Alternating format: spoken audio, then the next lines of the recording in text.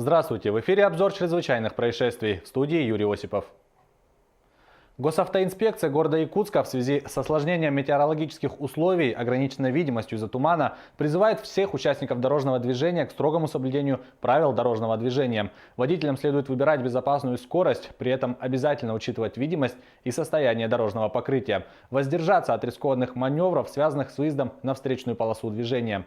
Также по возможности воздержаться от выездов за пределы города Якутска. Пешеходам рекомендуют соблюдать правила перехода проезжей части и использовать на одеждах световозвращающие элементы.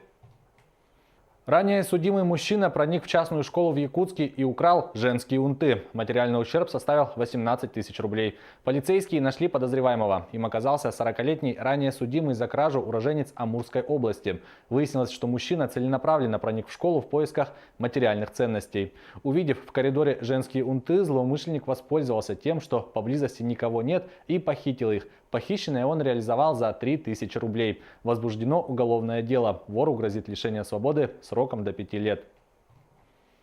Завершено расследование уголовного дела по факту разбойного нападения в городе Мирный. Подозреваемые – 3 местных жителя. По версии следствия, в августе 2018 года обвиняемые, находясь в состоянии алкогольного опьянения, скрыв лица, разбили окно и незаконно проникли в один из домов города Мирного. Они напали на хозяина дома, избили его и, угрожая убить, ограбили. Преступников задержали полицейские, прибывшие на место преступления. В полицию позвонили соседи, которые услышали крики потерпевшего. Следователи установили, что преступники неоднократно привлекались к уголовной ответственности за совершение тяжких преступлений. 2 из них освободились из мест лишения свободы в 2018 году, а 3 совершил преступление, будучи условно осужденным. За 2018 год в Якутии зарегистрировано 11 936 преступлений, что на 3,7% меньше, чем в предыдущем году. Об этом сообщает прокуратура Якутии. Снижение уровня преступности отмечено на территории 18 городов и районов республики. В городе Якутске снижение преступности установлено на уровне 8,5%.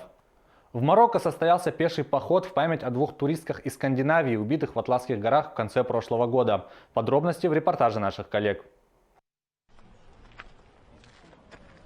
В Атласских горах в Марокко состоялся поход, посвященный памяти 2 скандинавских туристок, убитых в конце 2018 года. 24-летняя датчанка Луиза Вестерагер Есперсен и 28-летняя Маран Уланд из Норвегии совершали пешую прогулку по горам.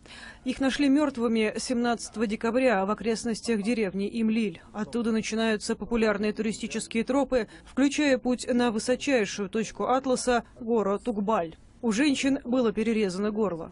Полиция задержала около десятка подозреваемых. По данным следствия, 4 из них – сторонники запрещенной экстремистской группировки «Исламское государство».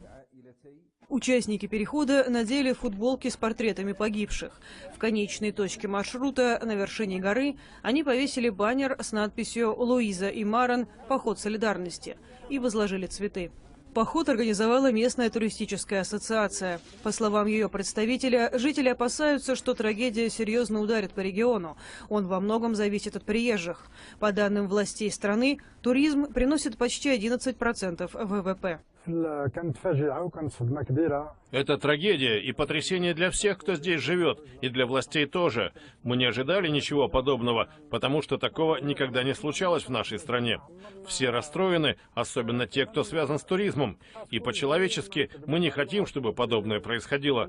В этом нет никакой логики. Такого не допускает ни наша религия, ни наша мораль.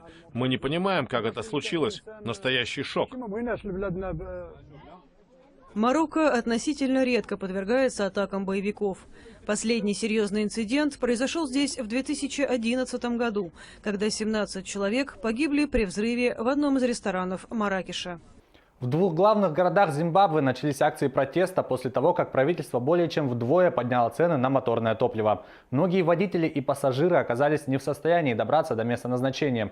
Нехватка и подорожание горючего стали новыми проявлениями экономического кризиса, который не первый год сотрясает страну на юге Африки. Продолжат наши коллеги.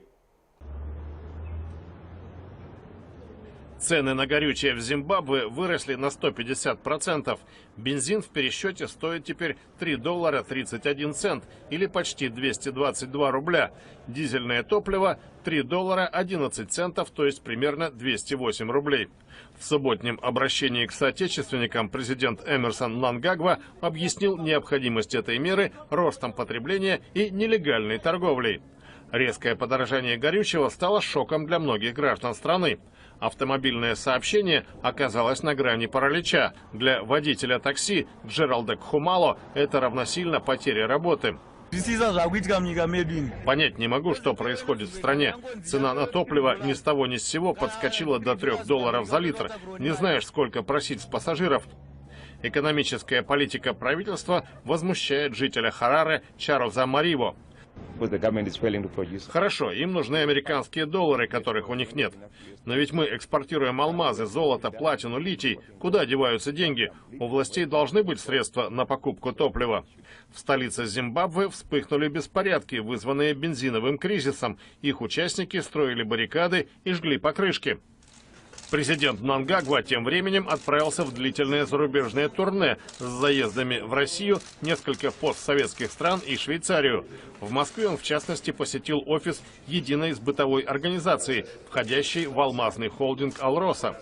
По мнению наблюдателей, основная цель поездки – поиск денег. Участники протестов в Зимбабве призывали его остаться дома, чтобы на месте урегулировать ситуацию. Это была рубрика «Чрезвычайные происшествия». Берегите себя.